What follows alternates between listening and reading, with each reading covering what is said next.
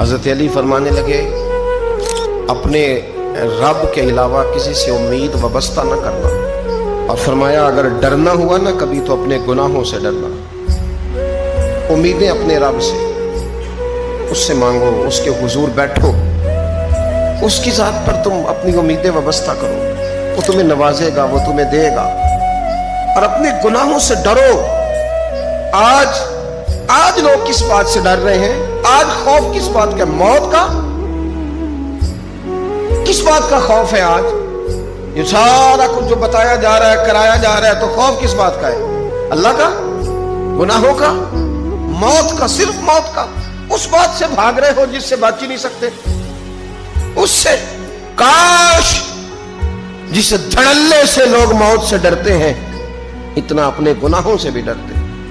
حضرت علی فرمایا کرتے تھے تجھے جو چیز تباہ کرے گی وہ تیرے گناہ ہیں، ڈر اپنے گناہوں سے، ڈر اپنی غلطیوں سے۔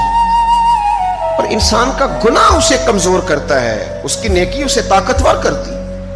مولا کائنات نے ہمیں درس دیا پیار کرنے والوں کو کہ اپنے گناہوں پر غور کر کے ان سے ڈرو۔ اپنی زندگی پیچھے پلٹ کے دیکھو نا، کتنی شامیں گناہوں میں گزری اور کتنے دن دھوکے میں گزرے، کتنے اندھیرے تھے جن میں جرم ہو گئے اور کتنے اجالے تھے جن میں فراڈ کر دیے گئے۔ اپنے گناہوں سے ڈرو۔ پھر حضرت مولا علی شیر خدا کرم اللہ تعالی وجہ الکریم ارشاد فرمانے لگے جو کسی کے بارے میں تم جانتے نہیں نا وہ تلاش کرنے سے حیا کرنا، کسی کے عیبوں کو ٹٹولنے سے ذرا شرم کرنا۔ لفظ دیکھنا کیا معنی ہے؟ فرمایا تیرے اپنے اندر اتنے پاپ ہیں، حیا کر۔ برے بندے نو میں لبن ٹریا جگ تے ملیا نہ کوئی، اپنے اندر چاہتی پائی تے میں تھو برا نہ کوئی۔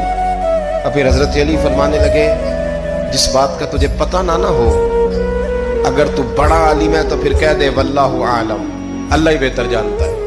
جس کا پتہ نہ ہو وہ بات کبھی بیان نہ کر، غلطی میں نہ الجھنا۔